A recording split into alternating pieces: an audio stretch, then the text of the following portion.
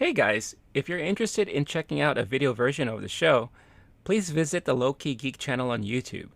There you can not only catch the video version of the podcast, but you can also check out my other projects and short form video that I produce.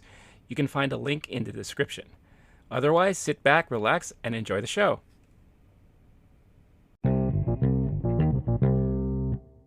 Hey, what's going on, everybody? This week on Movie Time, given that there's really no major releases for the week and we find ourselves already in the middle of the year, thought it would be great to have a discussion about what are some of our favorite movies of the year so far. What movies did we find extremely disappointing and kind of soul crushing, so to speak? And for the remainder of the year, which movies are we looking forward to most? So sit back, relax, enjoy on this little journey of ours as we look at the past, present, and future of 2022. Movie time! Let's go!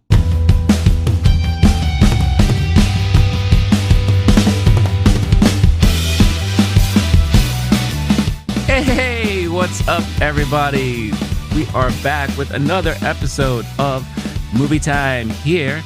Got myself, Rene, LOWKEY GEEK, and Blake the Wolf. What's going on, dude? Renee, I am so excited to talk about our movie opinions because shame on you if you step through to my top 5 movies 2022. We're going to our top 5 list today, baby. Let's do it. Waiting Ow, all year ow, for this. ow. Row. That's right. Getting ready. No really major movie releases this week, but these are the weeks that we love to take advantage of because it gives us a chance, to talk about topics like what we're going to talk about today. So, given that we are halfway through the year, I thought it would be an awesome time to talk about what have been some of our favorite movies of the year so far. What are some of the most disappointing movies that we may have seen, and what are we looking forward to for the next 6 months, right? So for the rest of 2022 there. So if you're new to the channel, welcome aboard. Hope you enjoy the ride. Make sure to fasten your seatbelts and keep your trays in the upright positions because we are about to take off on this biatch. But thank you for tuning in. If you like what you see, hit that like button. Subscribe to the channel. If you are an audio listener, don't forget we are also on your podcast platform of your choice. Through the Lowkey Geek channel there, you could find this episode and so many others for your downloadable and listening pleasure there. And if it prompts you, leave a good rating because we're pretty good dudes, and we love to see the love. Well, one of us may be a good dude. I don't know about the other one, but definitely would love to see you show some love there and comment. Tell us we're idiots. Tell us how you think we're disgusting and we don't know shit and all that. We want to hear it because we thrive off of that feedback. We thrive, and but in all honesty, we love the conversations with you guys, and we've had some pretty decent back and forths on YouTube there. So really appreciate the support for everyone who's coming back and watching us do our thing. So that being said, I think obviously the best part to start is let's just talk about some of the movies that we really enjoyed this year. So Blake and I, we both have our own top 5. But I think let's start off with some honorable mentions here. So movies that maybe we've enjoyed that didn't make our top 5 list, but maybe given the time we saw it, we thought maybe it would have been in our top 5 or whatever the case. But it's movies that we've enjoyed regardless, right? So on my honorable mention list, I have 3 main ones. So that is Jackass Forever, Men, and Moonfall. So if you've caught any of our previous episodes, I think Blake and I at one point agreed that Jackass Forever was one of the best movies that we've seen of the year at that time we did that episode, right? And I think that may have been like in March or something like that. It was just, captivating to see these older statesmen of the Jackass crew still having fun, still doing their thing while introducing the new generation, the new blood to the Jackass empire there. And it was just really funny. It's still funny to see these guys, up to their antics and everything. I really enjoyed it. Men, I thought, the reason why that's on my list is because of the acting of Jessie Buckley. I thought she was phenomenal in that movie. I do appreciate a good twisty A24 movie. As you could see, I am an A24 stan for sure. But I just really, really enjoyed that movie and kind of like the messaging that they were trying to put out there. And Moonfall, Mm. before another movie that we're going to talk about, is just your quintessential movie theater blockbuster experience. You know, it is just one of those movies you go into, shut your brain off, you know, eat your popcorn or nachos, you know, drink your very high sugar content, you know, drink of choice, and just go along for the ride. You're not there for any major plot stories. You're not there for awesome acting. You're there just for the pure spectacle, the explosions, the, you know, the chases, what have you. Moonfall had it all for me, and I really, really enjoyed it. Probably more than anybody else, you know. So definitely, those are the three honorable mentions there. What about you, Blake? What are some of your honorable mentions of the year? Moonfall, I'm going to throw that one in right there. You said it great, very entertaining.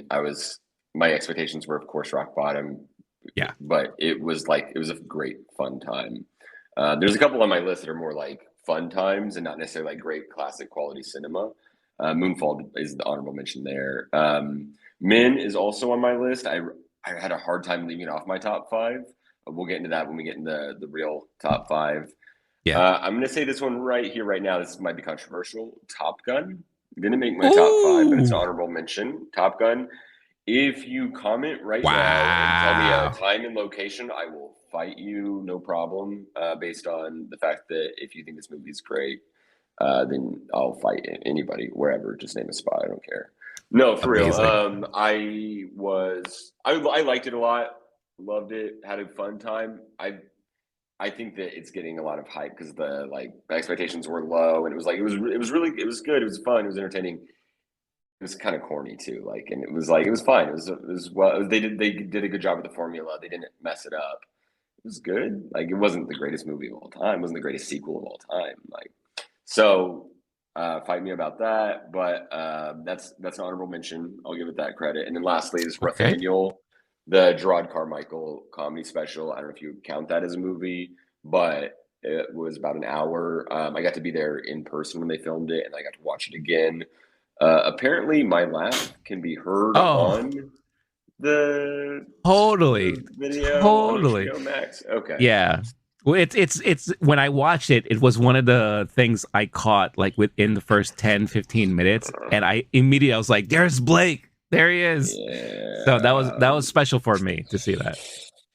It was special to see it in person. I'm glad you also got a kick out of that part, Renee. But I laughed very hard, and it was also like a deep special. Like, it was deep, and it was a special comedy special. Like, there's a lot of Mhm. really funny comedians out there. This one was like a moment, and got to give the dude props for that. So honorable mention for Nathaniel there. But yeah, that's the all my honorable mentions. And then also, just to clarify real quick, we're not doing full spoilers, but we're also like, it's a review list, so like we might say some things. Yeah. If there's a movie on this list and someone's like, "Yo, I don't want to know anything about it," like probably should have seen it sooner because there aren't any like no movies are coming out this weekend, for example. But I just want to make sure we're on the same page with that one, right? Yeah, no, definitely. Just again for those of you listening and watching, we're not gonna go into like deep plot spoilers or anything like that with the movies we see. However, we may mention something that could be considered a spoiler because that thing could be the reason why we love the movie so much or why we Right. may have hated the movie so much, right? So just be mindful of that. Again, I feel like if you're watching this, you probably have seen these movies like we have, and you want to just see what those rankings are as far as like how they really pan out for the year so far. So just a little heads up there for all of you people watching and listening. But yeah, thanks for bringing that up and putting that out there. So with that being said, I guess let's talk about our number five.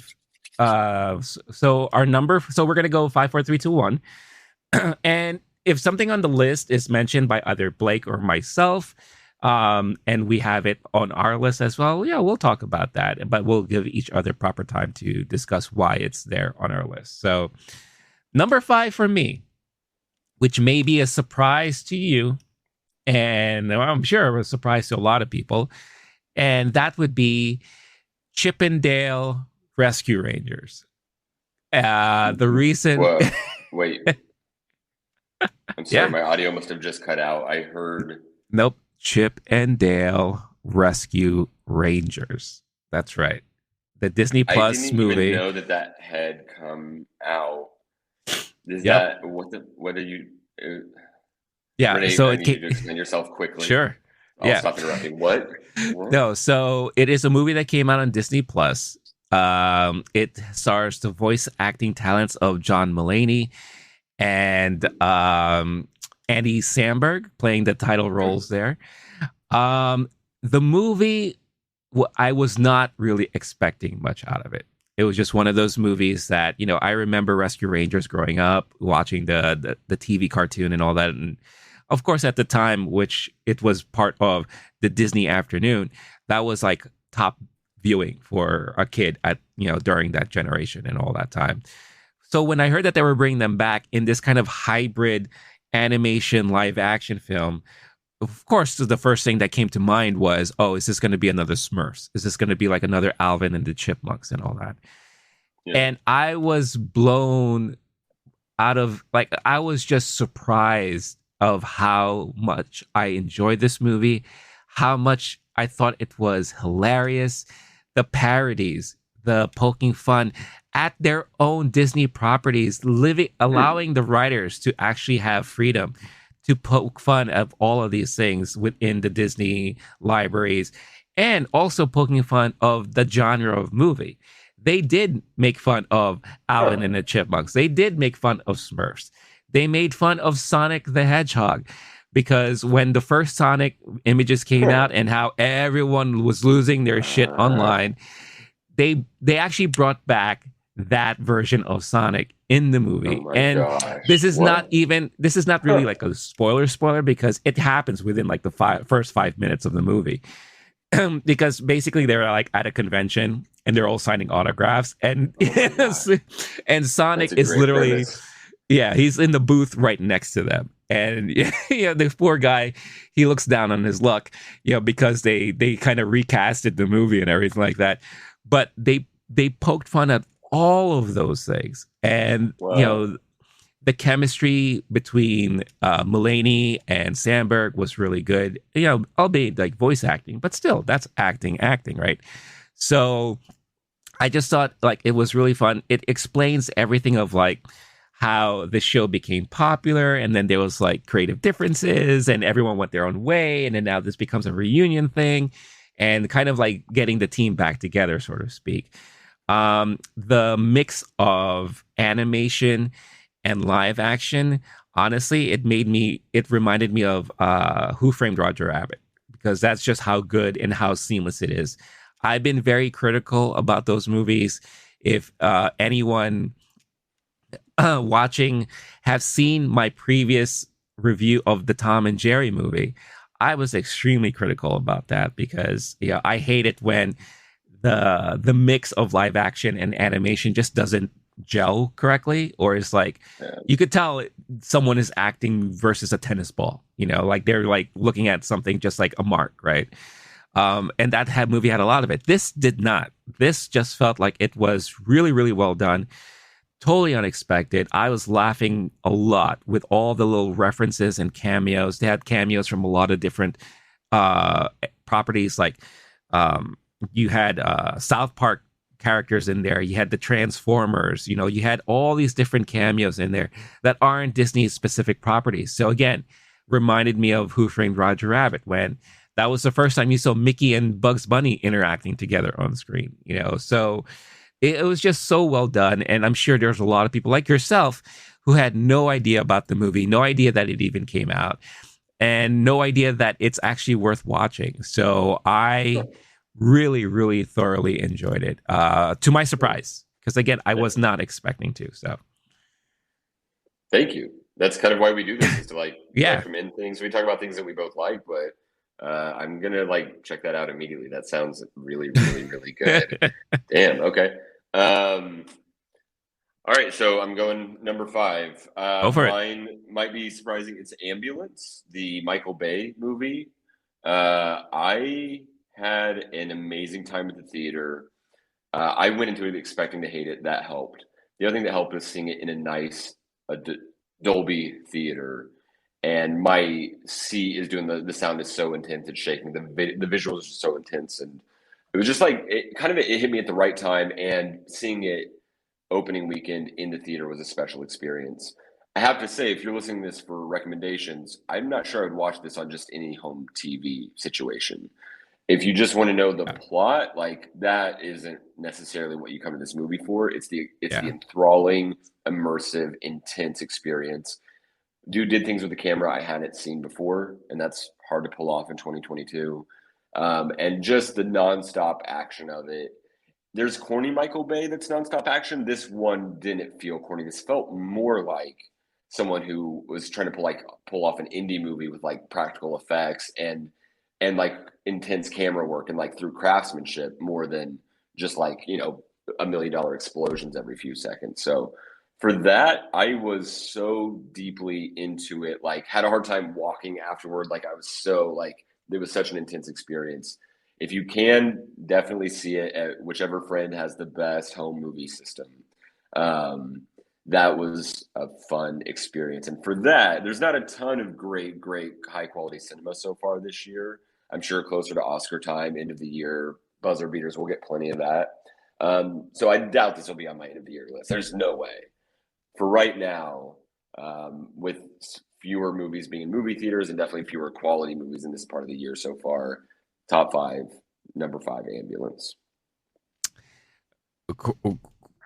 Amazing. I did see Ambulance too. It didn't make any of my lists, so that means it wasn't a disappointment. I did right. I actually did enjoy the movie myself too.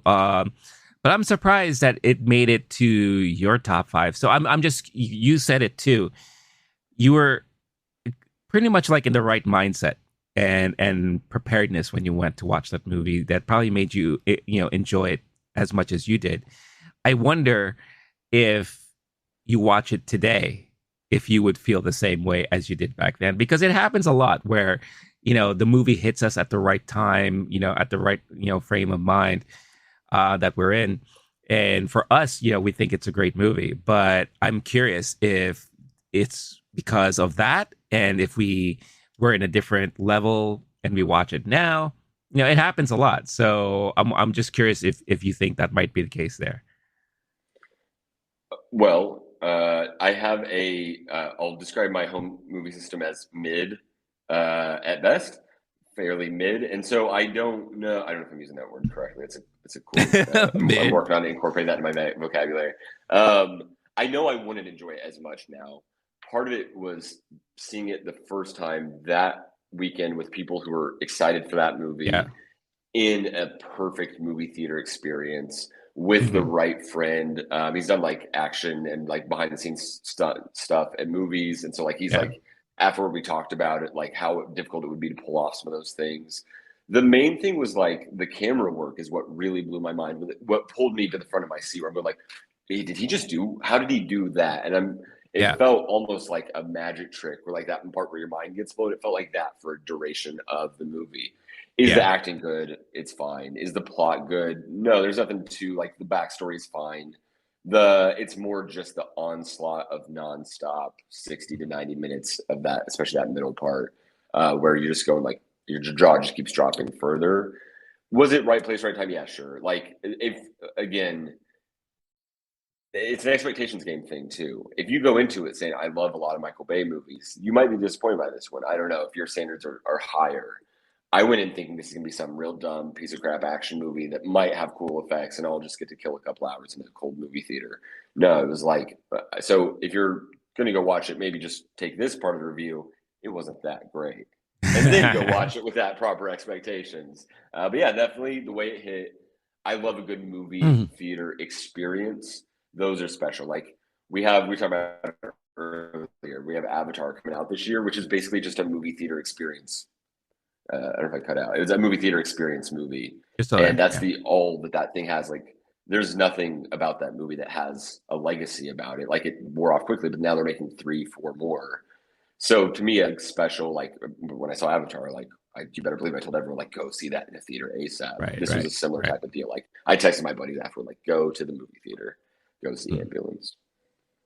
Cool. Yeah. Yeah. Like again, like I think one of the reasons why I put Moonfall on my honorable mentions is because it same thing with me. Like I went there not expecting an opus, right? Not expecting this this like hugely deep enthralled plot storyline, right? It's just there because you know what to expect, right? And with Michael Bay movies, I feel like that's kind of the same vein. Um, I agree with the camera angles for sure. He fell in love with drones basically, Mm-hmm. and you had Mm-hmm. so many drone shots all throughout the film. And yeah, it was great to see Jake Gyllenhaal, act crazy. I would have Oh, to say that the runaway though it was Aisha Gonzalez, I believe that's how you pronounce her name. She was actually very very good in that movie. Like her acting, I thought was very very well done. I think she was in the Godzilla Kong movie. I think that was like another movie I saw her in, and I was not thinking of like that when I saw her and her acting in that movie, and she definitely stepped it up in this movie for sure. So cool. Um, since I went first, please by all means, why don't you take number four oh, and you take the lead on that? oh, thank you so much, Rene. Of course. So number four is another action movie. This one is The Batman. Nice. I Okay. loved the. Is it? You didn't mention your honorable mention. Is it on your list? It is also, funny enough, my number four. Okay.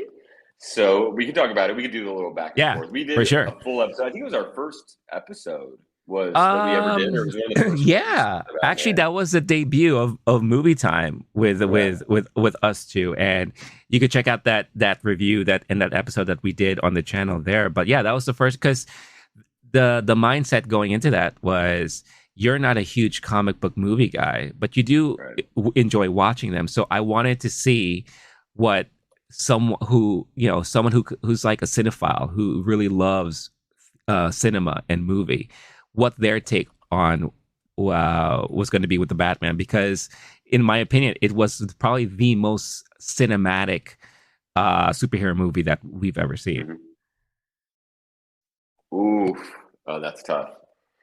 I'm gonna say like Joker and Dark Knight are gonna be up there, but like Birdman, I don't think you're counting that, right? But Yeah, otherwise, yeah, no, I'm with you. Like it is right up there, maybe the most, and if not for sure in the top few yeah, conversation all time. Yeah, I agree. That's kind of the conceit of our whole movie time deal is like I like the more artsy stuff, and you're more in the popular culture, kind of like things that people like stuff, and then we like compare notes, talk about. right, We have that intersection there. Batman was a perfect example. yeah. The The not to be Batman. confused with Batman or Man Mm-hmm. Bat. Yeah, But yeah, that was a perfect example of that type of movie, one that made us like start this damn show. right. The I don't know what else to say about it. I'm sure if you're watching this, you've already seen it, or it's not going to be on your list, kind of thing. If you are in any way skeptical and you like high quality cinema, it's up there. Like it was a great movie. I don't know what kind of like prestige it's going to have or the legacy, like award season, anything like that.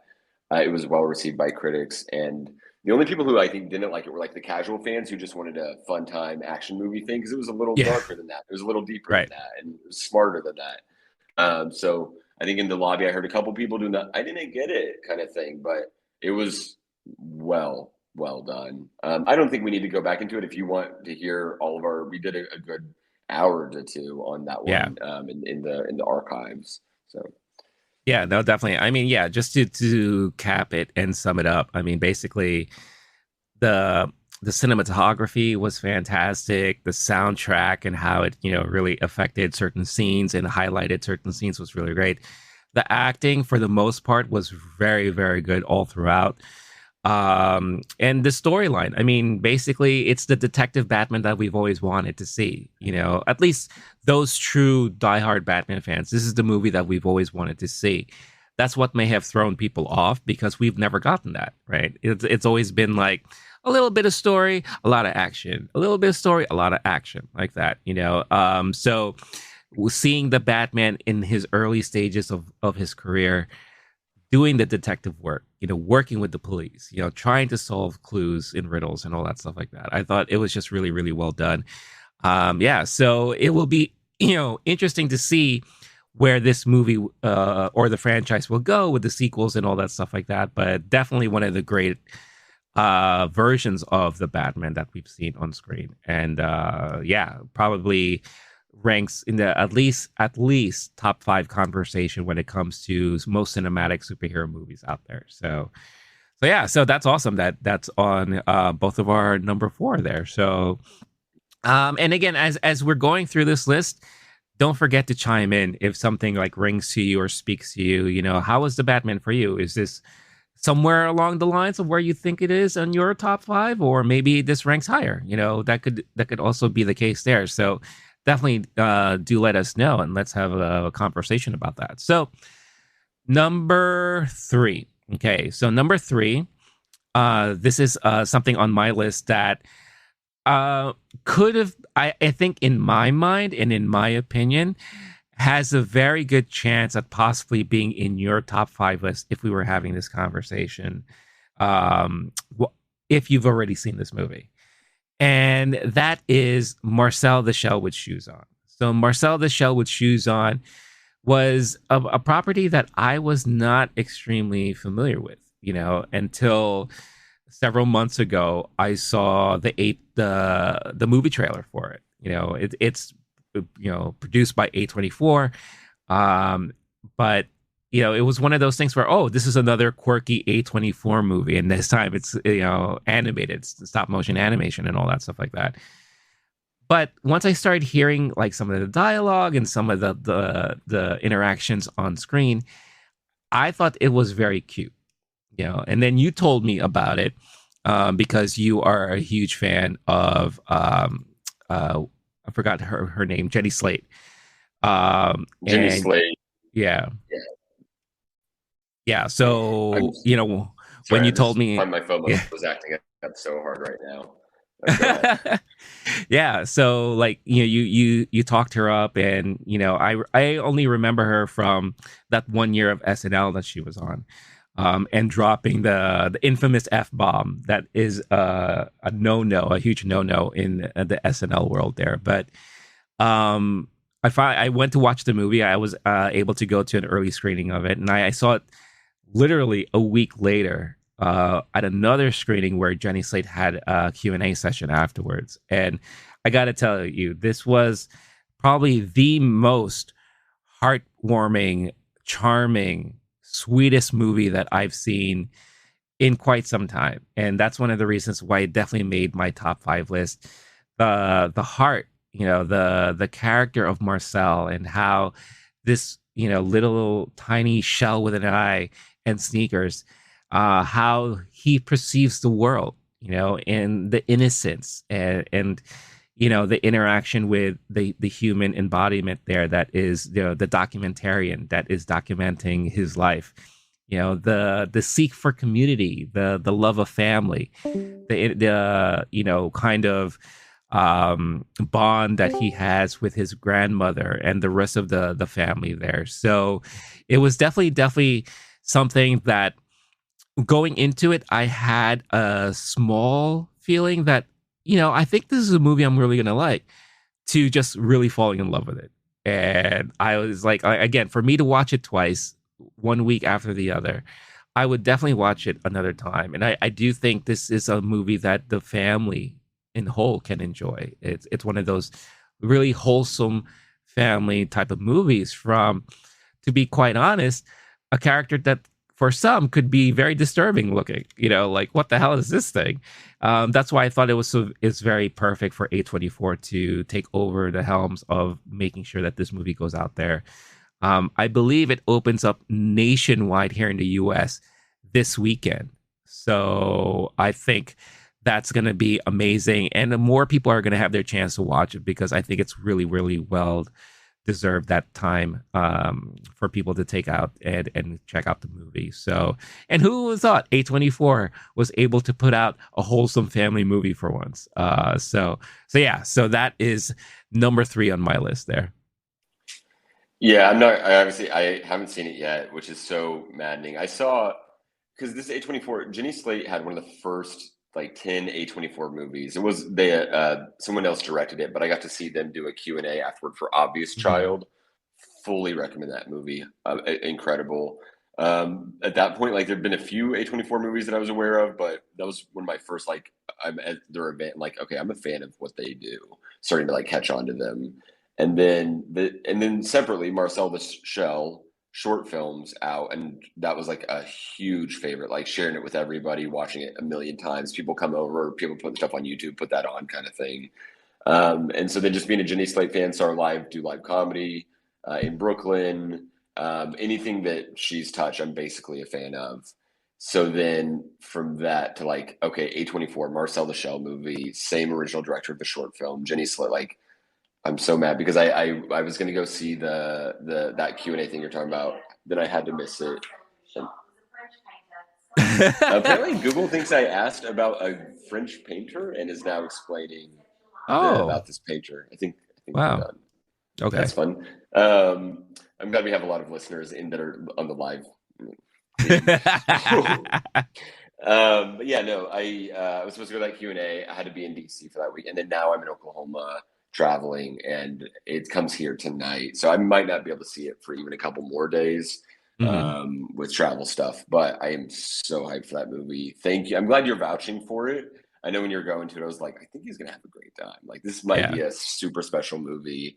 I hope it has that little engine that could thing, like where it just lasts Mhm. in movie theaters and beats the box office expectations. I hope it has that. I wouldn't be Yeah. surprised. Yeah, because like right From now, I believe it's only available in like I think they said 7 theaters right now, like all across the wow, U.S. Yeah. wow, So, and of course, those are probably all L.A. and New yeah. York. Well, Maybe it makes one sense for a in limited release. right. Yeah, Yeah. maybe one in Chicago, maybe one in like Texas, like that. Right.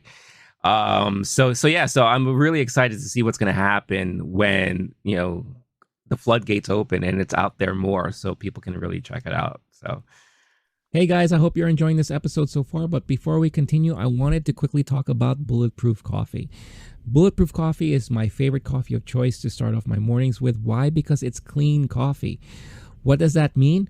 Well, one, there are no chemicals in it. Why? Because they go through this multi-step process of making sure that all of their beans are fully clean and free of any chemicals, so that when you get the beans delivered to you, it is the pure beans, the pure coffee, the goodness that you've been wanting, the taste, the flavor, and the nutritional value as well, without worrying about any added chemicals or anything else put into the mix there.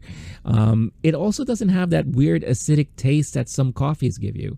I don't know how about you, but for me, some coffees kind of give me that weird sensation in my stomach, makes me a little burpy, and it kind of drags me down a little bit instead of really waking me up, which is something that I need from my coffee every day.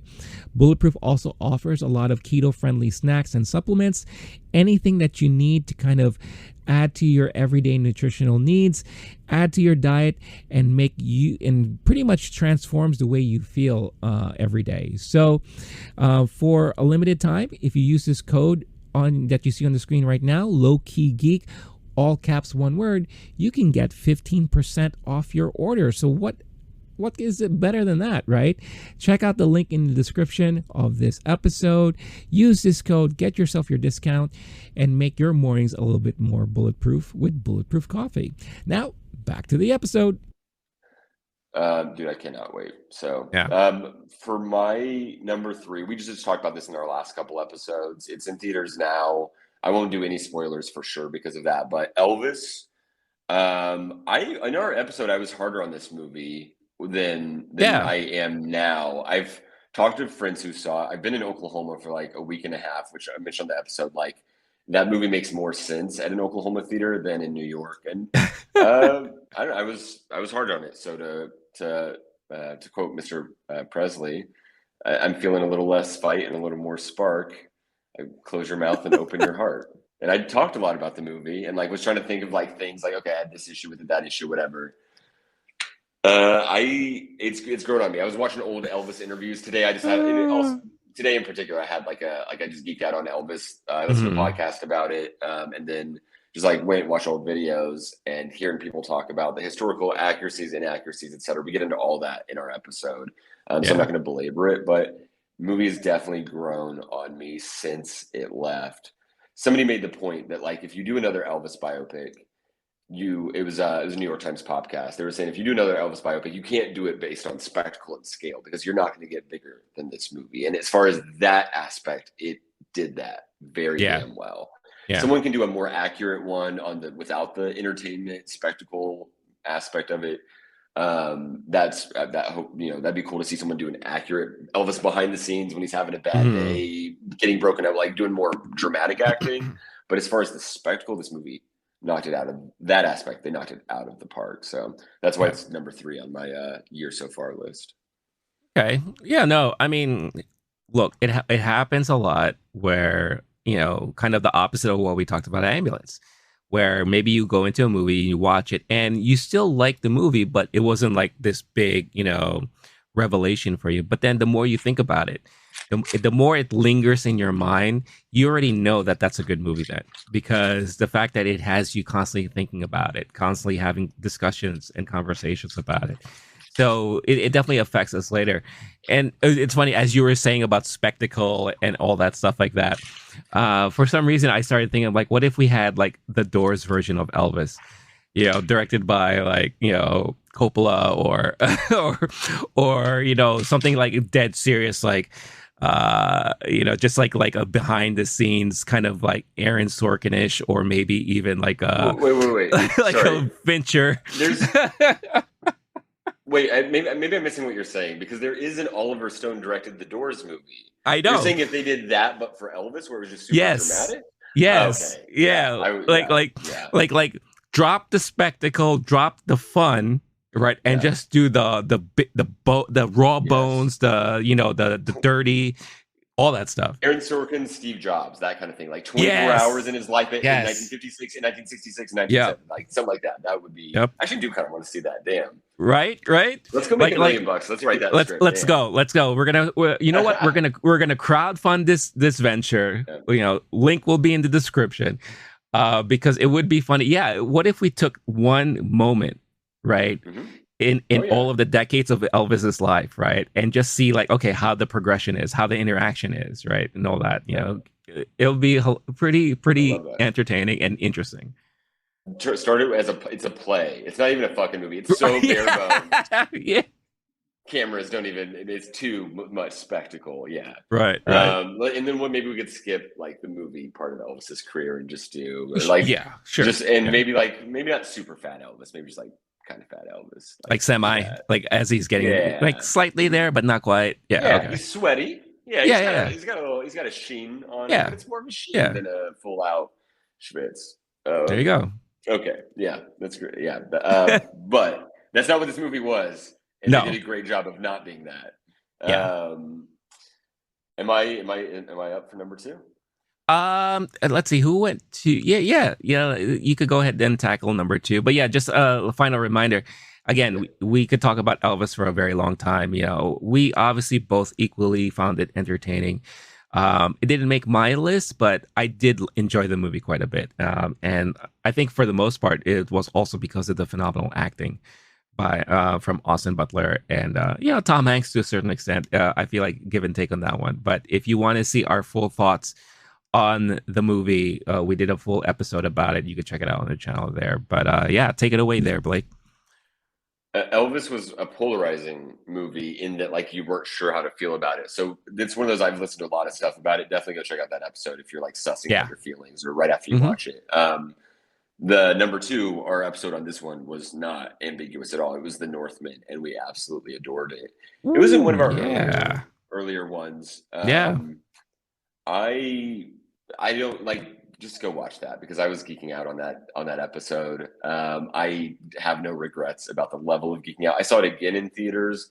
I hit up every single friend. It was like, go see this, let me know. And they would hit me up after and be like, yo, you're right. That was perfect. Um, for that kind of movie. I'm sure if someone went in similar to the Batman, if someone went in just expecting some dumb popcorn stuff, they'd probably be like, that was weird and made it a little bloody. It for what it was, perfect movie. For Hmm. Alexander Skarsgård, who's not a great actor, it might be the best role he'll ever have. Where he's like just he's perfectly used for that. For this director said like because it didn't make its money back at the box office, or if it did, Yeah. it got close. But my understanding is the director is saying like not only they're not going to get a budget like that, they don't want one. It was almost like a Yeah. hassle. Like after Lighthouse was successful, someone gave them money, and they're like, okay, here's what I'll do with that, and then Mhm. I'm almost kind of glad, but it was a very special, like one-off kind of movie that we're probably not going to get something like that very often. Like an indie, mid-sized budget, just it felt like nonstop action. Like it felt like, sorry, it felt like a car chase movie where similar to Ambulance, where the whole time just like my blood is pumping and edge Mhm. of my seat and just going, no way, this is amazing.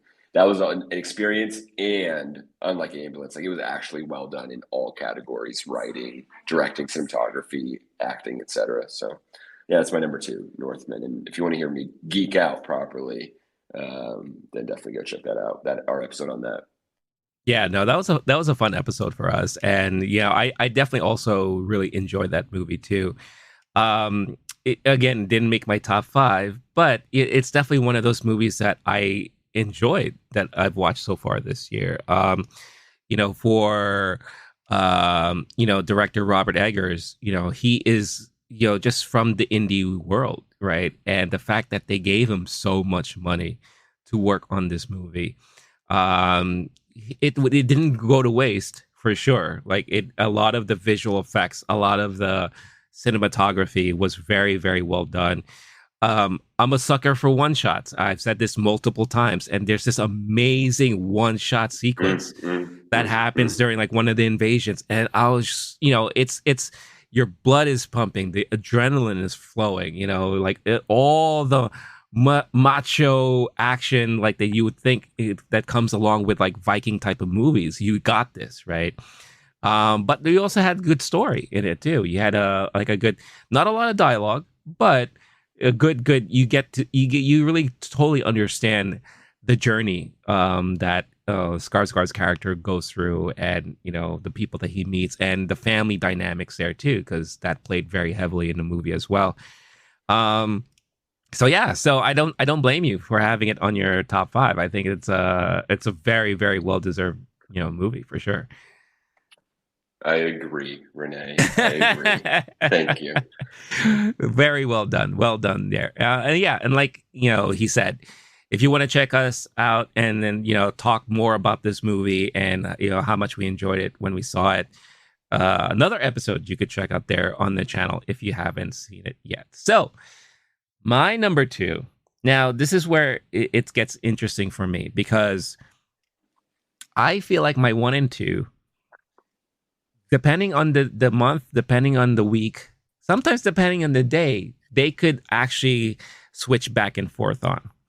So as I was preparing this list, I was really sitting down and really, really thinking, okay, let's forget certain things. Let's try to look at this, really, really thoughtfully and thoroughly. Which number would this movie fall on? When I think of like the grand scheme of everything that I've seen so far, and how well the movie was done and everything like that. So my number two, that's one of the reasons why Top Gun Maverick is my number two movie Woo! of the year. Everything that you said about the campiness and all that, 1000%. That's the main reason of this movie. Because it's a sequel to such a legacy 80s movie that we haven't got to see anything from these characters in over 30 years, right? So now Tom Cruise is back. Of course, he's older, but he's bringing back Maverick. You see the dynamic he has with the Navy and how their relationship is and his reputation, and then you know the relationship with Goose's son. Again, this is not a huge spoiler. He's in the trailer. They tell you already. Although it would have been great. Well, I think you're muted. I don't hear you. Oh, there you go. There you go. Okay. I was just saying, yeah, not only is son in the trailer, it's wearing the same mustache with the same sunglasses, and a similar shirt, playing the same song on the piano. And then they exactly. Go football very similarly. Yep. Yeah. No, I mean, spoiler alert, they take off the shirt on the beach. I'm sure everyone's seen it. Oh no. Yeah. I don't know how they could have hidden that part of the movie out from the trailers. I mean, it does play a huge part, throughout it all. But I love how they just took everything from the original movie and they improved on it. And they even actually gave us a full story. Like there was like something to follow from the beginning to the end. There was an actual crisis that they had to prep for instead of something that's just like, oh, by the way, there's a huge mission and you guys need to go for it. All that stuff like that. So it really, really kind of improved on the things that a lot of us were making fun of from the original movie. And they gave it a little bit more stakes. They gave a lot more character building moments.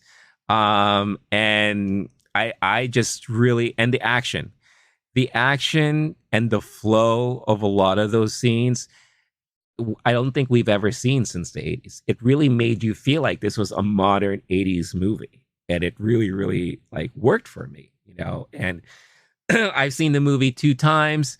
Each time I saw it, people were going nuts in the theaters, all generations, all that stuff. It was just a mind-blowing experience, phenomenal. Again, this was my most anticipated movie of 2022. If you go back to last year, I did again another episode you could check out on the channel there. When I went into my review, I pulled up clips of like previous videos and episodes that I did where I mentioned that this was my most anticipated movie of the year because I felt like it had that potential to be phenomenal. And I was not let down. I was totally correct. And I'm happy that it made me happy and it made so many other people happy. And it was just a fun ride from beginning to end. And, I know they're talking about another sequel now. I kind of wish they won't. But the good thing is that, Tom Cruise makes a lot of the decisions, especially with this franchise. He refused to let this movie stream on Paramount Plus, even though Paramount was like begging for him to do so. He's like, nope, this movie is going directly to the theater when it's good and ready to do so. And I think he was brilliant in that aspect and thinking about that. So yeah, Top Gun Maverick. Number 2, baby. I mean, the fact that that's your number 2 now, I definitely know what your number 1 is. But I'm not going to belabor. We're not going to debate Top Gun Maverick right now. But you are entrenching me, and I'm going to become anti-Top Gun Maverick starting today because you've been just so intense in your love for this movie for too long, and I can't oblige it any longer. I can no longer sit here and watch everyone just act like it's an amazing movie. So I will become anti. I was like, oh no, it was good, it was fun, and now I'm going to be like, that movie sucked. Worst movie all time. Huge disappointment. Tom Cruise, more like Tom Boo. I'm working on it. Today's the first day I've decided to be anti that movie. Fight me. So it sounds like we have the same number 1 movie. Are you ready to? Yeah, you want to say it at the same time? On the count of 3. Yeah. Okay. After 1, 2, 3. After 3. So 1. No. Okay. 1. 2 Minions. Right. Rise what? of Gru. What? What did you say? I was gonna say Jurassic World Dominion. Oh, Minions. With the crossover when they did Jurassic World Dominions. Right. And it was about Dominions that are in Jurassic World because they have to follow T-Rex. That was cool. That's right. Jurassic World Dominions. Exactly. IPs of all time. No. For real. Yeah. You already know what it is. Everything. Everywhere, all at all once. at the same time forever. Yeah, Yeah, good, that good, movie and good ruled. old internet. Yeah. Yeah, you know what? Why don't you take away first on this one? So, Watch the damn episode about it. We were fully into it going off. And that's our most popular episode to date, partially because, like, there wasn't enough content. There weren't enough people who were, like, on top of that movie and were, like, ready for it to be great. I saw the trailer and it was what I expected, exceeded expectations, absolutely amazing. The It was just brilliant, top down, whatever kind of genre of movie you like, whatever you like about movies, action, acting, directing, etc. Like on and on. The writing was absolutely phenomenal. The editing, absolutely phenomenal. I remember when we reviewed it, it was like it was early and we weren't sure how the yeah, crowd would be responding. And I yeah, was like, the question was like awards. Now we're closer to the end of the year, and obviously we're gonna have a lot of awards movies at the end of the year.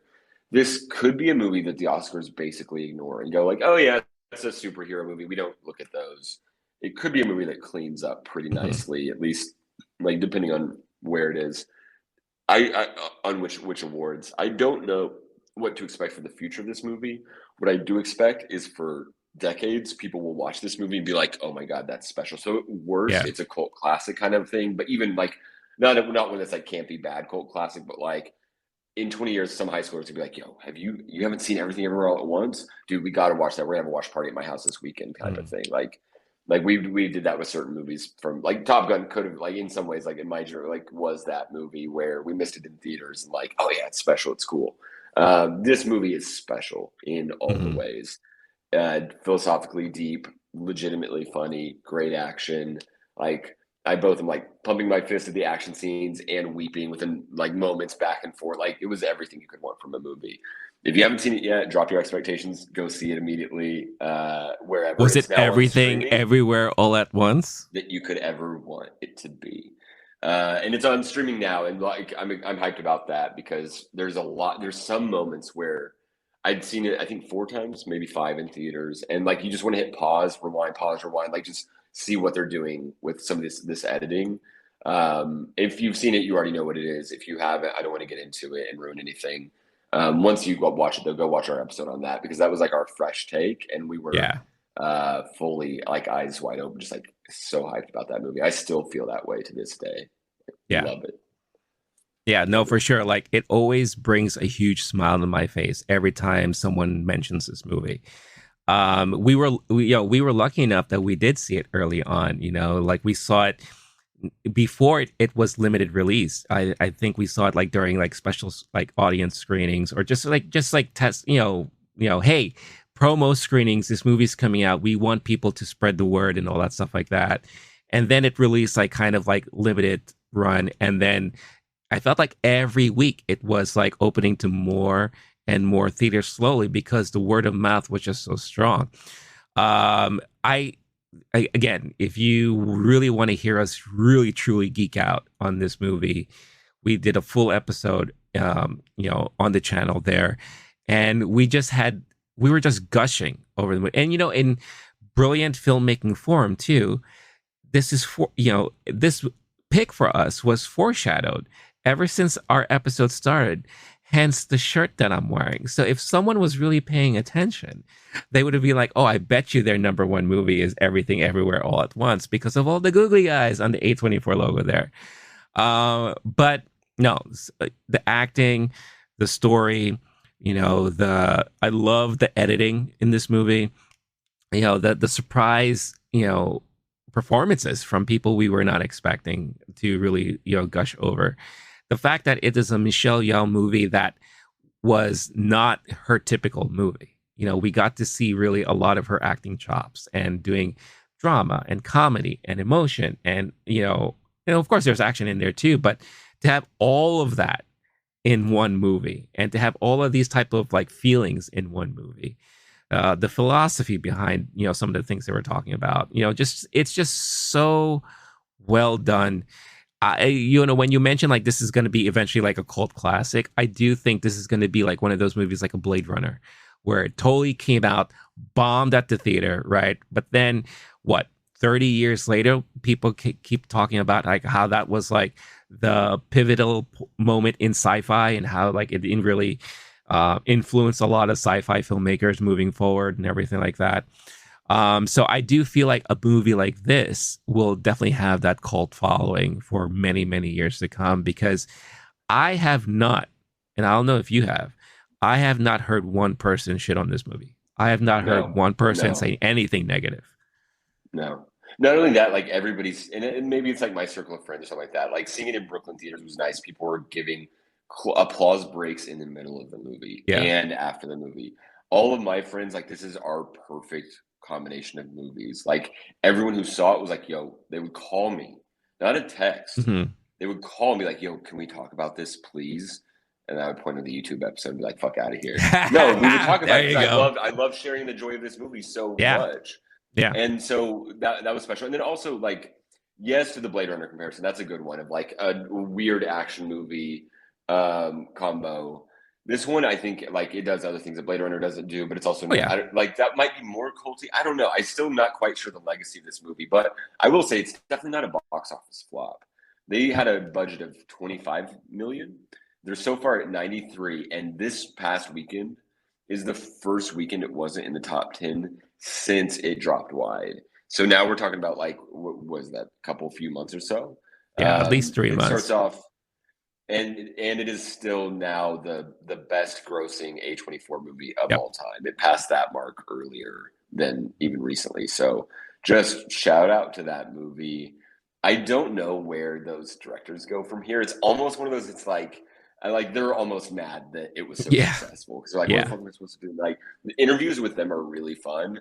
I would suggest, if you've watched our episode, if you've done the deep dives on it, and you want just like it's endless the amount of joy you can pull from this movie. The cast interviews where everyone's like so happy to be there and be involved in this beautiful project. Yeah. Looking at some of their short films that they made earlier in their career. I've listened to so many like podcast interviews with those directors, and like they're a delight. Like, I don't know, everything about this movie, from like behind the scenes production, Hmm. we don't need to geek out on it again. Yeah. I'm glad to see the only difference between our first episode and now is like hindsight, and we were right to be so hyped about it. Oh yeah. I'm looking at like a 95% on Rotten Tomatoes. Like, there was a minute where it was the best reviewed movie on Letterboxd since Parasite, and Right. like I don't know if it's still there, but like that's the kind of level of hype we're talking about. And that hype isn't just like a weird fluke or something. Like, Yeah. it has legs. I don't know what the future holds for it, but damn, I'm excited about that movie again after talking about it for like 3 minutes. Hell yeah.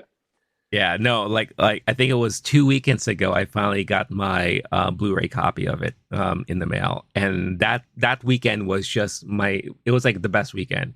Like, it wasn't crappy to begin with, but it just made it so much better. I was like, yes, now I get to, like you said, pause here, rewatch this.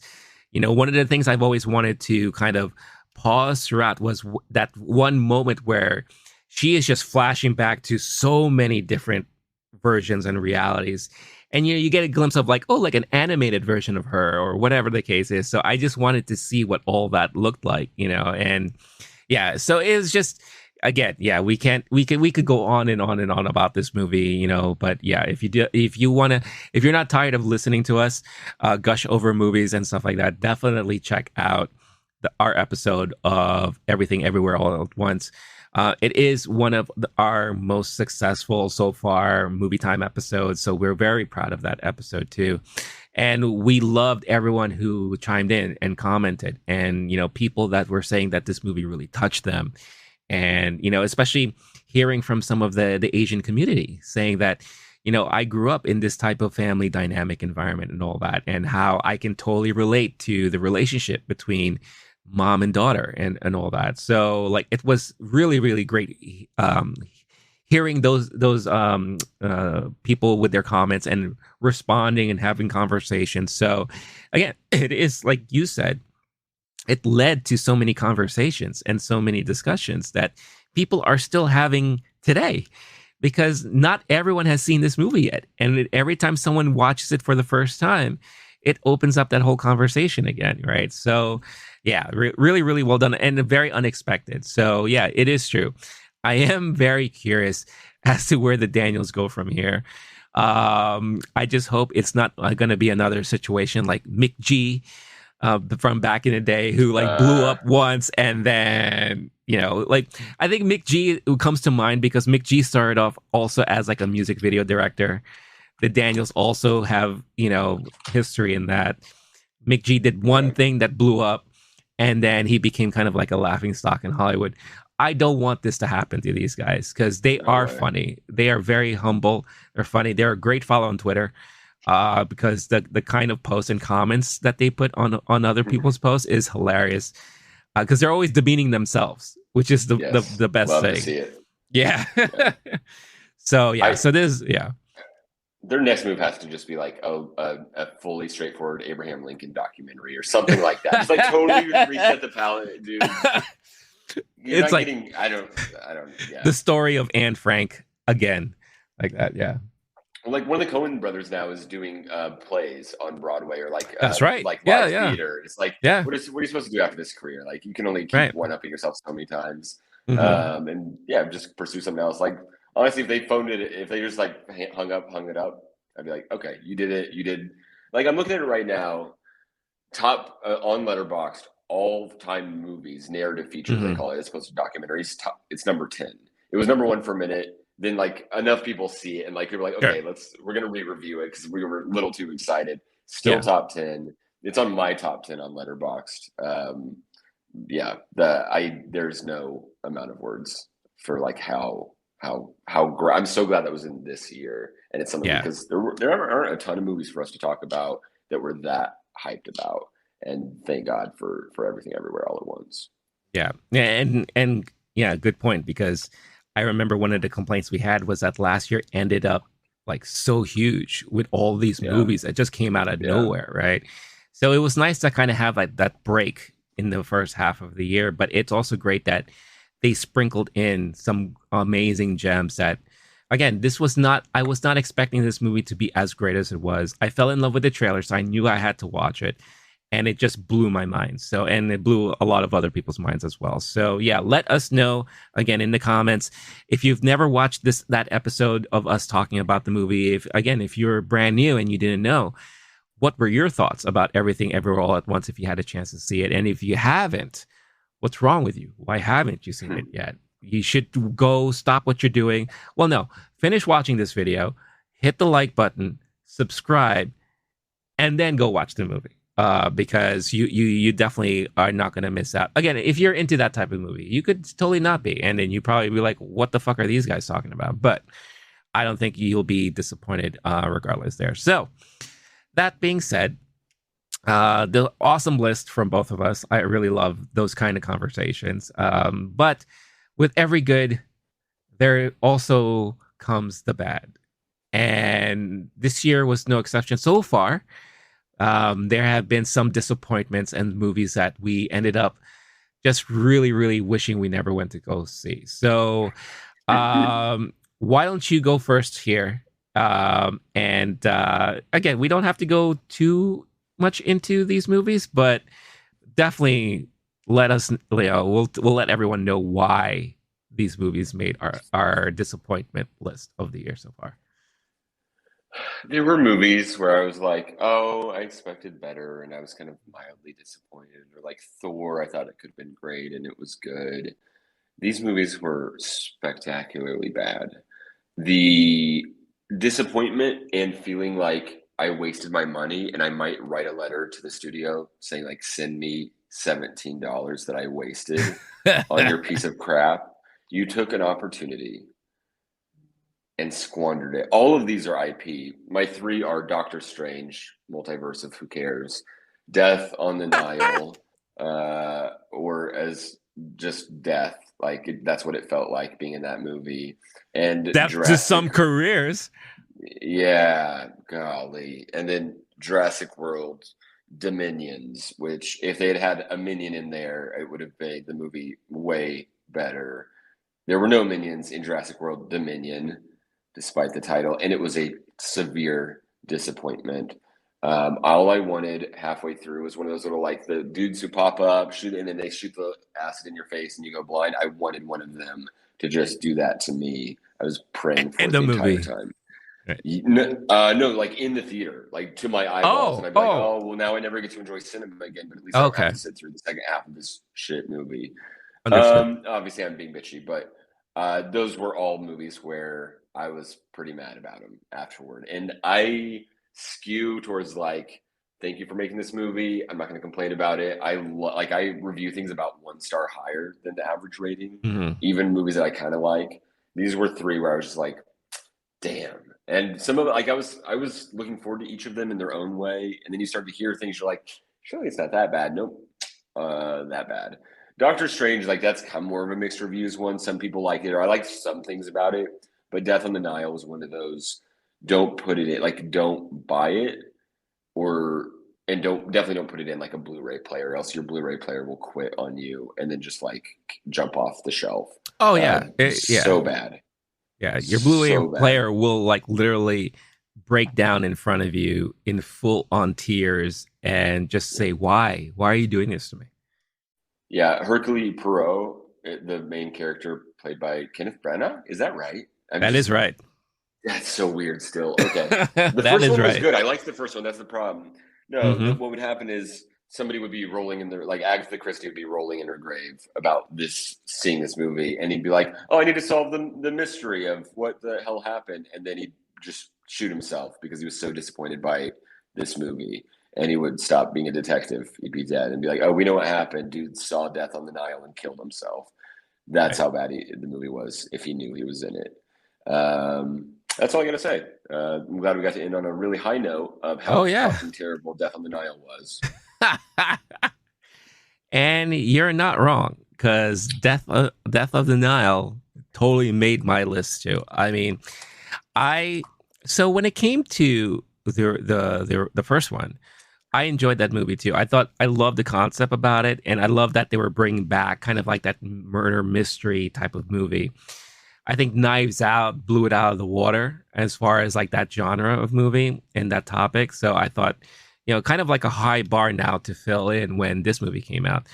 But my God, was this movie awful? It was so painful to watch. It was you just didn't know. I felt like a lot of the people in the movie were in different movies. There was like no rhyme or reason throughout for the acting. The set design and the Yeah, effects were just god awful. I mean, I'll never forget the one scene where this guy is like right by the pyramid, and I'm just yeah, like, this looks so terrible. It's so yeah, bad. It didn't whisk me away to the period of that time in Egypt and on the Nile and stuff like that. It didn't work. Nothing worked. I did like that we got a little bit of the Pearl character, a little bit of his background and all that, and blah blah blah. But that was what 5 to 10 minutes out of the whole yeah. movie. That No, Renee. I went to the bathroom during that scene. I'm That's not right. I kidding. remember you I told me go, that. oh, they're about to Yes. do a little bit of exposition. I'm not sure. I could Yeah. probably, I have to go. And then I came back, and there was like, and that's how I got the mustache. I was like, Right. oh, was that the interesting part? Oh no. And then the whole rest of the movie happened for Yeah. no good reason. It was one Yeah. of those where like it was actually embarrassing. Kind of like there's movies that are so bad they're funny, or there's movies that are like, oh, it's not my kind of movie. It was like a shitty horror movie, but the horror movie Mm. people liked it, or a comic, whatever. This one was just like cringy in the like nobody like why does this exist? This would be embarrassing. Like imagine, I'm sure Gal Gadot, the same person who did the Imagine song on YouTube after COVID, like I'm sure she had a great time at the premiere and was like, "Oh yeah, that was really fun. We all did a good thing together." But similarly, just like that's Yeah. too many flops in recent years, Gal, Yeah. between that and Wonder Woman, um, the newest one. This is not Gal Gadot's fault. This is everyone's fault who was involved, Oh and yeah. somebody should have just like almost pulled it. Like it's not so bad that like people were jumping off of the railing of the movie theaters, but it was Yeah. close. Yeah. If I watched this on a boat, I would have absolutely. That was on the Nile. I absolutely would have jumped off. They'd be like, "No, there's crocodiles or alligators." That's fine. I don't care. No, it wasn't even like it wasn't dramatically bad, like in a funny way. Like we're almost sensationalizing how bad it was. It No. was just like, Yeah. why? Oh. Or like a bad story that somebody tells. They're not good at Yeah. telling stories, that kind of thing. Where it's like, when will this be over? Yeah. Yeah, No, it's definitely like one of those moments where, you always have that one person at work who thinks they're good at telling stories, and Yep. everyone's just waiting Yep. for that story to end. It's just Yep. like, where is this Yep. story going? This movie was just so bad that I wouldn't even recommend it or nominate it for like a bad movie night. Like I just would not, Yeah. Yes. because you want a way to lose friends, you want a way to just like have a shitty night.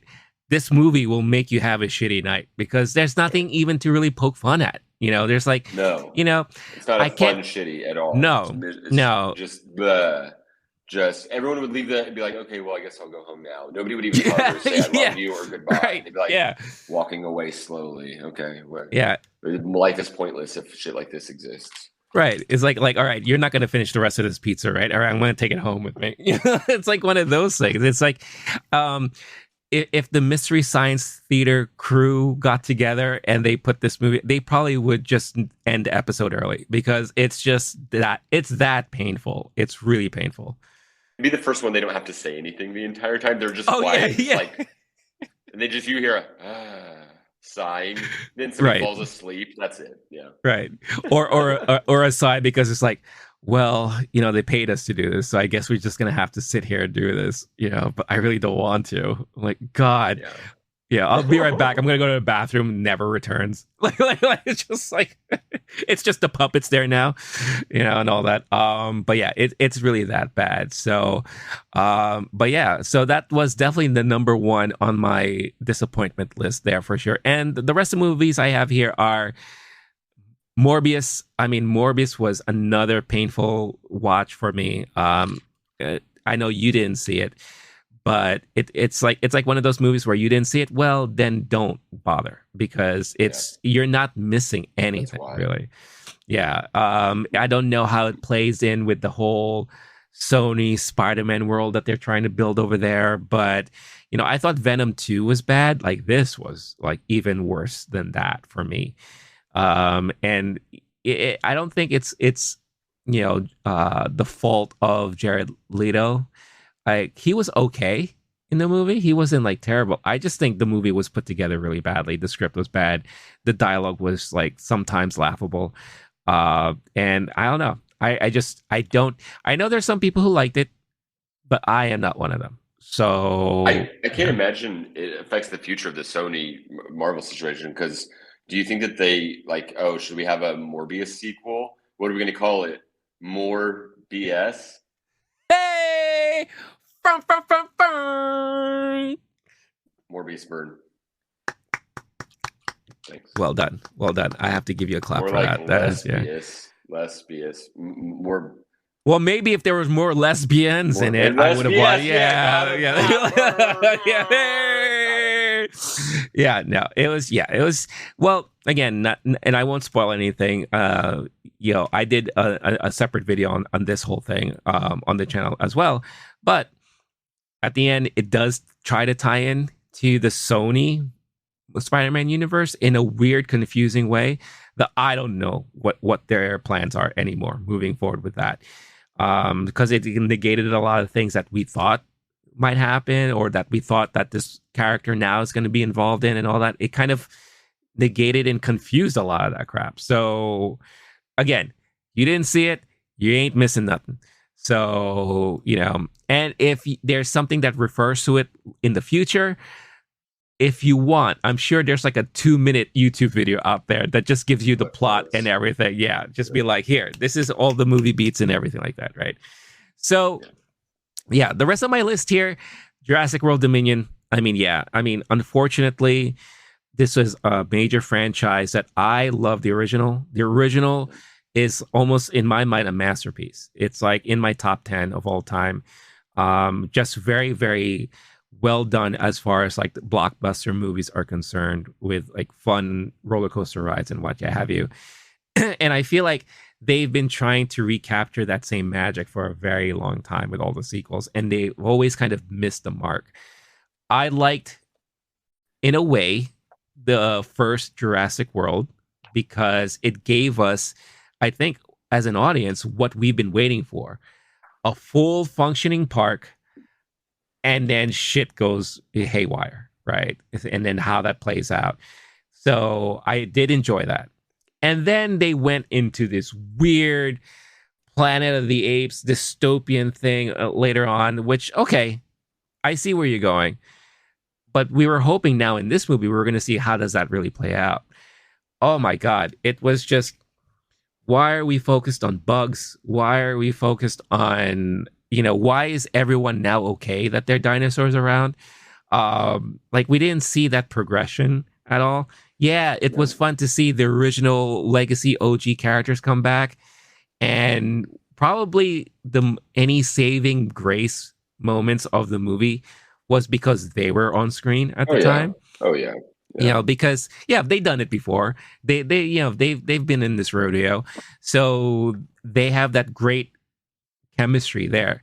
However, the chemistry between those guys and the new crew just didn't work at all. It was just like really painful to watch and all that. And I did feel like they tried to recapture a lot of the original kind of moments from the first movie that really didn't play out as great as probably it could have been, right? So it was a major disappointment for me.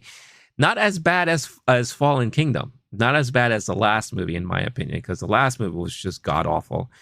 But yeah, just a huge disappointment for me. And then last on my list is Sonic 2. I know that's going to surprise a lot of people. Yeah, I loved the first movie. It was a lot of fun. It surprised me. It was nice to see Jim Carrey back to 90s Jim Carrey mode, which was like great. We didn't get enough of that, in my opinion, in this movie. And a lot of the things that made the first movie great, they didn't really have that much of in the second movie.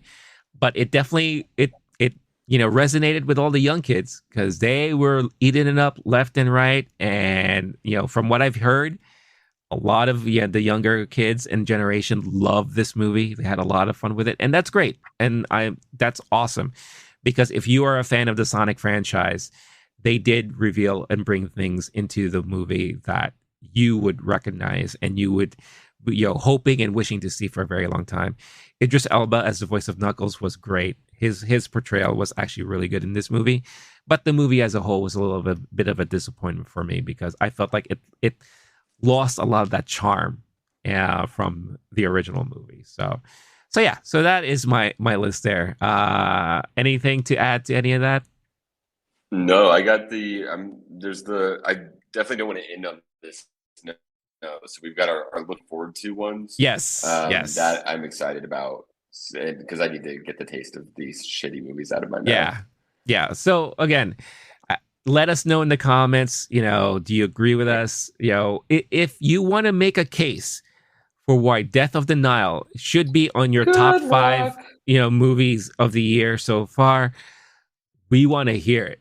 We want to see, do your best. Do your best, come at us because I'd love to know why that would be ever considered. If you change my mind about Death in the Nile, I'll anything. Like, I don't care. Like, I'll marry whoever you want me to. There you go. Yeah, whatever. I'll fight myself instead of you in the comments. Like, change our minds, make a case. I am curious if somebody did like one of these disappointment movies, which happens to me sometimes. Every now and then there's one that everybody hates, and I love it. And then like every now and then somebody else is like, oh, I didn't consider that. Maybe it actually was good. Those are fun combos to have. I like. Combos. Always. Always. Yeah. No, it's always good to hear because movies resonate with people in so many different ways, right? And it could be at a right time, right moment. A movie could be amazing for them, while another person at that same time and will think, no, this is the worst piece of shit that I've ever seen. But it's good to know why. It's good to know why people really enjoyed what they enjoy, and it does lead to great, fantastic conversations. You and I, we have these conversations all the time, so it's always a lot of fun. And we may hear pushback on Jurassic World Dominion because I know there are people out there who did enjoy that movie, or at the very least saying it's not as bad as people are saying it is. Which could very well be. It could very well be the case, but I just remember rolling my eyes a lot and just, were there some action scenes that worked? Yes. Not, I would say like 100% of the film is not crap, but a Yeah. good No. 80% is just not that good at all. So yeah, let us know. We want to hear it. Let's have a conversation to talk about it. But yeah, let's clear the air. Let's take a deep breath. We'll count to 5 for a little bit, as we now think of what is coming down the line in the future for movies for the rest of 2022. What are we looking forward to? I think my list is a little shorter than yours, so I could be wrong, but I'm narrowing mine down. I okay, shortlisted a whole bunch of them. I think I'm going to try to get myself down to like 5. Like 5, I'm most excited about. We might sure, mention a few other honorable mentions, but yeah, yeah, however you want to go.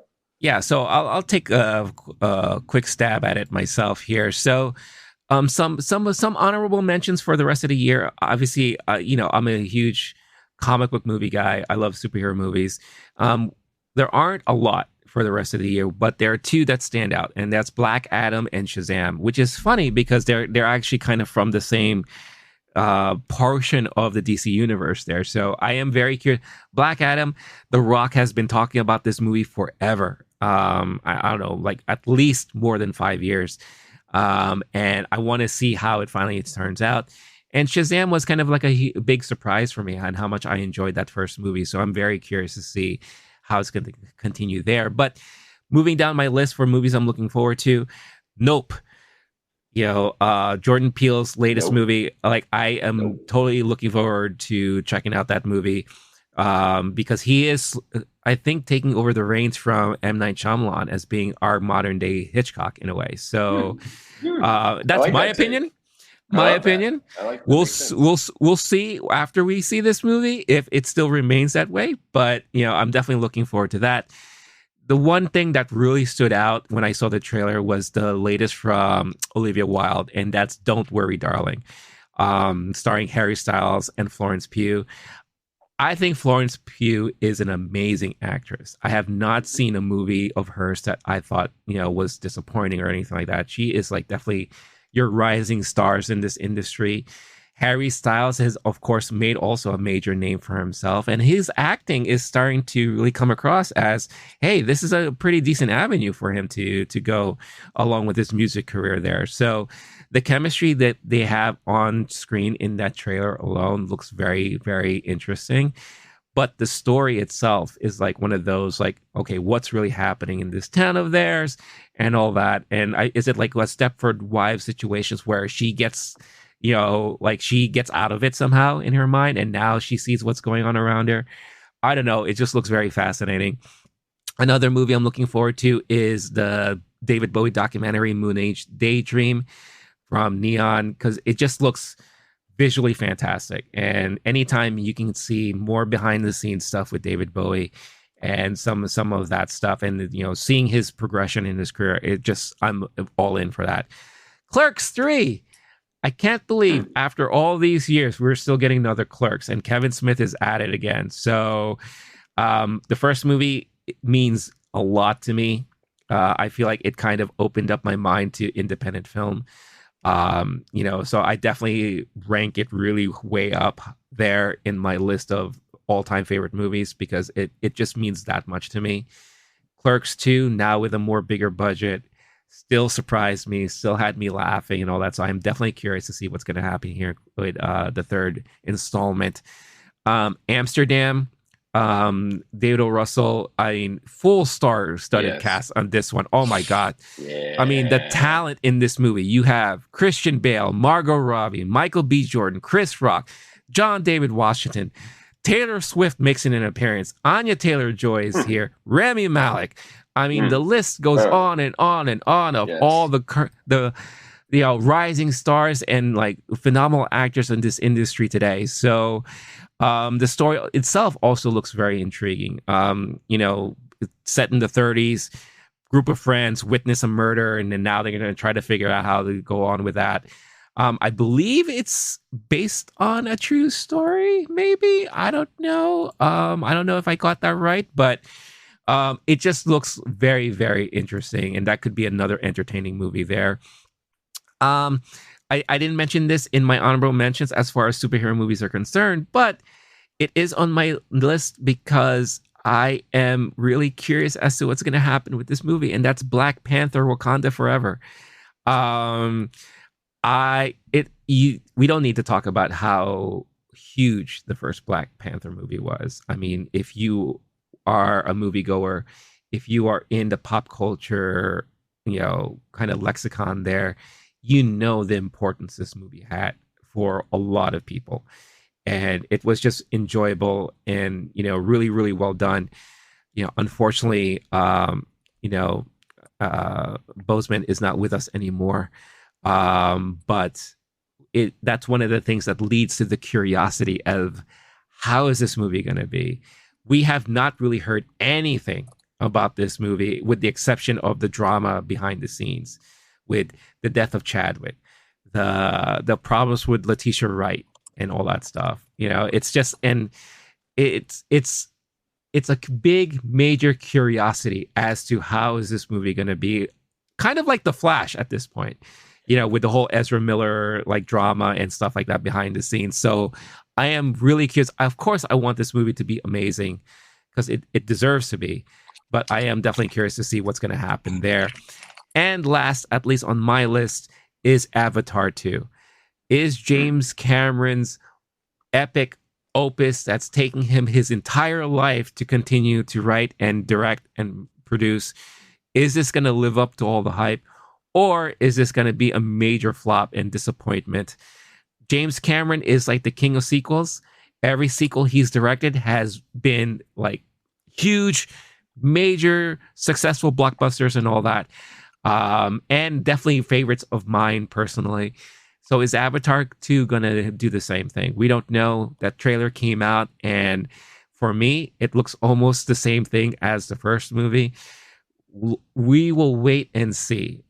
Because another thing that the first Avatar movie did that was also, industry breaking was the use of 3D. 3D movies were very new at the time. So that was like one of the only movies in my mind that utilized that 3D technology to perfection. And it just felt great, but was the story great? No, it was just a fun time at the movie theater, and I thought, it was well directed and everything. So who knows what's going to happen here with the second one, but yeah, we'll wait and see. Now, as always, my list may be small now, but there's going to be tons of movies that'll come out later this year that'll be like, oh, I forgot about that movie. Oh yeah, that's right. I definitely want to see that movie. And then those will be added to my list as the months continue. But Blake, what say you about what are you looking forward to for the rest of the year? Yes, I'm not going to go into the ones you did. I will have plenty of time to discuss these movies in the coming Sure. months.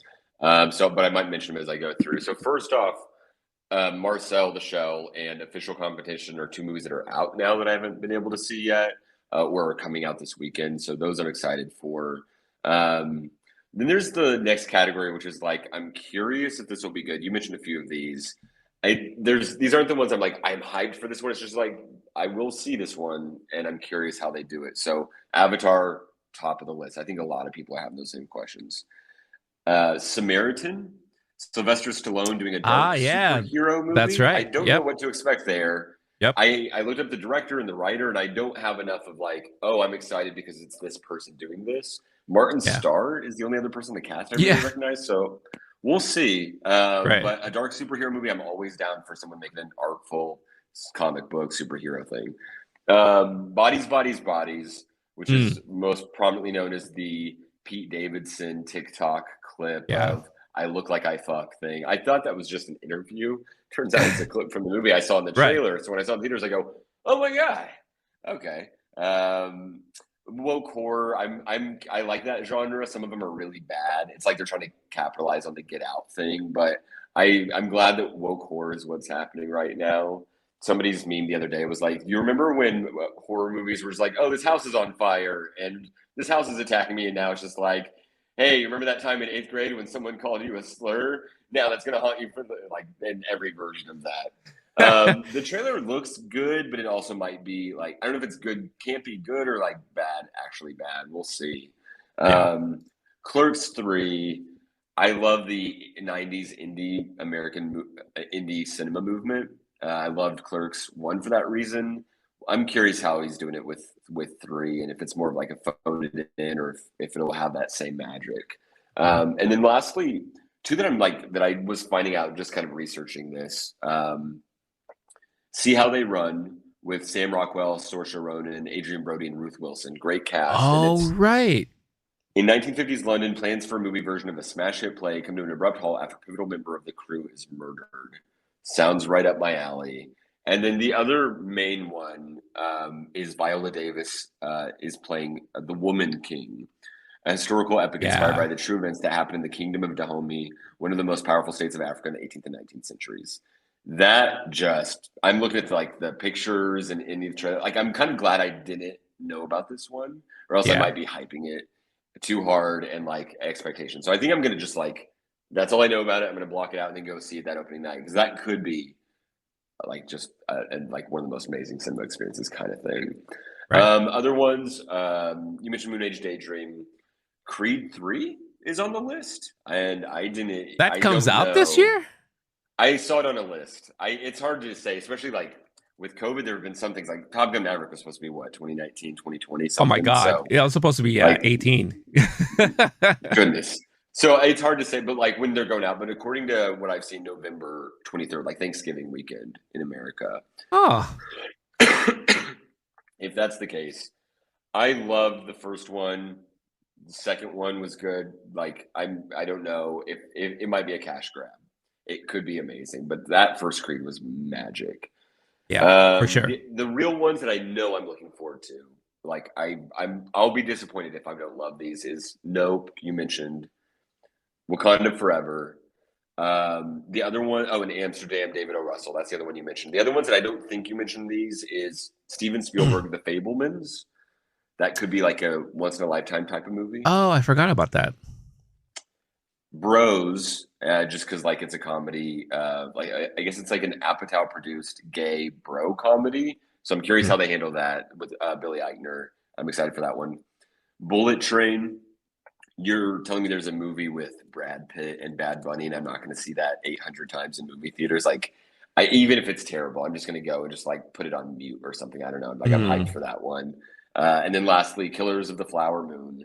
This one got pushed Ah, at least yeah. once or twice from COVID, I think. But Yeah. Mhm. Scorsese, and it's set in my home state of Oklahoma. It's got it's Leonardo DiCaprio and Jesse Plemons. And at some point, I forgot how it went, but apparently Jesse Plemons was like, "Wait, I'm sorry, I'm the lead in the Yeah. Leonardo DiCaprio movie. That's right. Is Yeah, he? that's Can we right. put him on the poster, or like, where's his name? Like, what? That's should be good. That Yeah. story is intense. I don't know how much I'm going to love like sitting through that moment in history. It's going to be. It'll probably be a tough watch. I don't know how Scorsese will handle it. That'll be a main question. I'm Yeah. sure there'll be some think pieces, or at least some like, here's the true story behind it kind of stuff. Um, I don't know if I'm going to like research it beforehand or want the movie to tell me things and then fact check it afterward. But regardless, I know I'm going to see that movie opening night early as I can, and I'm sure we'll talk about it here. I'm excited for these movies and this conversation to continue. No, for sure. I mean, a lot of good stuff that you mentioned that, again, I forgot. Like the Fablemans. I mean, I made fun of this movie before about like, Yeah. this is going to be Spielberg's last movie, right? And, what a way to end a career by talking about yourself, right? So it's like one of those things. So yeah, I'm definitely looking forward to seeing that. Killers of the Flower Moon, totally forgot about that as well. I believe that because it's interesting that that's coming out on Apple Plus TV after he made such a big deal about doing The Irishman on Netflix, and then all that mumbo jumbo about cinema and all that. Mm-hmm. But I do believe they are releasing that in theaters as well, right? I think they're doing one of those things like what they did with Coda, maybe. I don't know. But That's my yeah, understanding. so Yeah. I yeah, mean, they have to for awards reasons, or at least I think sure. they do now. I know COVID, there was the exceptions, but my understanding, just from what I've heard at least, is Scorsese as the defender of theaters and the guy who's Yeah, like owns or partial like contributor to a theater in New York. Like, this dude will make sure. I think he's doing it both, and it's almost like he's hedging the bet of being like, okay, we'll let you do this, but maybe we can find a way that makes it work for movie theaters too. So Right. I'm curious about that aspect of it. I'm definitely going to go see it in a theater for sure. Yeah. Also, I'm curious that because again, this is Scorsese, and he is a New York darling when it comes to the film world. Is this possibly going to be premiered at New York Film Festival later this year? So I'm Hmm. very, very curious about that. We should probably check, keep an eye out on that because that could be a fun thing for us to check out together, for sure. Bullet Train. Uh, I want this movie to be really good. I really Yeah. do. It has potential to be shit, No, it but doesn't. Nope, it'll be uh, great. Don't. Nope. okay, Nope. It maybe has to be so I'm good. okay. Maybe I'm high. Maybe I'm thinking too much about it and all that. But it looks like potentially, from what we've seen in this trailer, a fun ride. No pun intended. Again, I've been to Japan many times. I think bullet trains are fascinating. It is true. You can see very interesting people on these trains. So I would love to see that, explored and it played out, especially when it sounds like it's, basically one of those like heist, you know, cop and robber type of things, like, I don't know, spy, what have you. Great cast, a lot of great people in that movie. Not only just Brad Pitt, you have Sandra Bullock, you have what was the guy who plays Kick Ass? I always forget his name. Andrew Taylor Johnson. Christopher Yeah. Mintz-Plasse?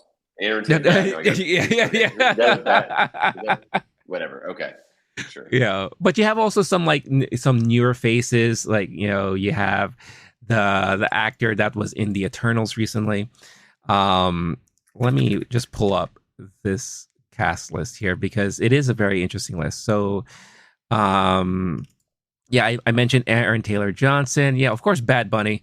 I think Bad Bunny is he's doing wonders for his career right now between his Yo. music, wrestling, and now acting. Like I think it's so fascinating, his We, his kind of progression there. I think he'll help the global box office too, because he's a big enough star. People will go just for the Bad Bunny of it. If it turns out he's like a tiny cameo or something, they're just overhyping him. But global Yeah, superstar he is, and the like number one yeah, artist on Spotify, your kind of thing. yeah. That'll help the global box office at the very least, even if it's a shit movie. And I'll probably be responsible for about a third of whatever that global box office. No, for sure. But yeah. To close out the cast list here, you have Joey King, you have Brian Tyree Henry, Logan Lerman is apparently in this movie, and then you have I love this actor, but I hate the fact that he is like the go-to Japanese old guy, Hiroyuki Sanada, who is like the main. If we want a Japanese yakuza type guy, oh, let's get this guy. Like it's just like everything. He's like in a lot of movies that call for that type of role. So, but I like him. I like him a lot. He's a great actor. But yeah, this movie is going to be interesting for sure. I really, really want it to be good. And I hope it is for your sake. Or else that's definitely gonna be a fun conversation for us to have when that movie comes out. Cool. Anything else to add to your list, or anything else that you Dude, want to add to all that? we did it. I'm excited for the future, Yeah, man. I'm loving this year in movies so far. It was nice to go through and be like, actually, there were some that I really loved. yeah. Get to talk through that. And dude, yeah, we've got 6 more months on the calendar, and we'll be getting into award season like closer to the Oh, end. Which so much fun. I think I'm finally over the overexposure to the award season. To where I'm like excited to talk about that. But no, Yeah, this list of movies got me hyped for the rest of the year, man. yeah. No, for sure. I just like the fact too that going to the movie theaters now again is feeling normal, somewhat normal. Yeah, I yeah. know there are a lot of people who are still not going as often as they used to, but I have been seeing an increase of attendance, like especially this summer. So, if anything, this just means really good stuff for the industry as a whole because. Even though people like to crap on big industries and Hollywood and all that stuff like that, they're still providing a form of entertainment that we enjoy. We love going to the movie theaters. We love, getting lost in a story and in a movie. And if that ends or if it shifts in a way that, is not as enjoyable as it was, that would be pretty sad. So it's just nice to see things starting to pick up. and the support for the theater chains and their mom and pop theaters that can try to continue on in this business of showing movies to fools like you and myself. But what movies are you guys looking forward to? What is on your list? What is something that you can't wait to see for the rest of the year? Again, as we keep saying, enjoy, engage in the conversation, write your comments. People ask me sometimes, like, what's the best way to show support for your channel or show support for your videos or everything like that? That's commenting. If you comment, then it allows other people to catch wind of this video. They can enjoy and engage in the conversation and all that. And we just love having those conversations with all of you, because this is one of the reasons why we do what we do. So so that's the end of our episode of Movie Time there, for looking at the past, present, and future of 2022, and a lot of good and fun stuff to look forward to for the rest of the year. And looking forward to future conversations with you there, Blake, about these movies coming out there. So that being said, where can people find you online there, buddy? Yes, Rene. You can find me on letterboxd.com. My screen name there is Blake Wolf SSN, BLAKEWOLF SSN. That's where you can see where I gave Death on the Nile approximately 0 stars or 0.5. I gave Everything Everywhere All at Once 5 stars. And then it also has this watch list feature where anytime there's a movie that's coming out or exists, it's on there. And I just have an ongoing watch list. So when it comes out, you can get a notification when it's on the streamers, or at least that way, whenever I go, it's Thursday night, I'm bored, I got to find something to watch. I go to my watch list. You can organize, I go, I only have an hour and a half until I need to call it a night. Organize it by length, which streamers it's on, etc. So that for my looking forward to list for the rest of this year, I definitely use that watch list feature. Check it out, see me there, and on Movie Time with you, my friend. Nice. Also, always appreciate you having here and talking about movies and the things that we love about movies there. So definitely enjoy it, and looking forward, like I said, to those future conversations. As for myself and Lowkey Geek, you see all the handles on the screen there. All the links to all social and everything like that can be found in the description. Again, if you haven't done so already, like, subscribe, hit that notification bell, show your support, comment, engage in the conversation there. If you are an audio listener or you want to start listening to us in audio format because you're sick and tired of looking at our mugs every week, then go to your favorite podcast platform of choice. Look for the LOWKEY GEEK channel there, and you can download this episode and so much more directly from there. Don't forget, if it asks you and prompts you, leave a nice rating. Say some good things, or don't. Say some crappy things as well. You have your right. It's your choice. You can do what you want. What are we to tell you what to do, right? So, that being said, I'm Rene. This is Blake. This has been Movie Time. Thank you so much for watching. We'll catch all of you fine people next week. Peace out, everyone.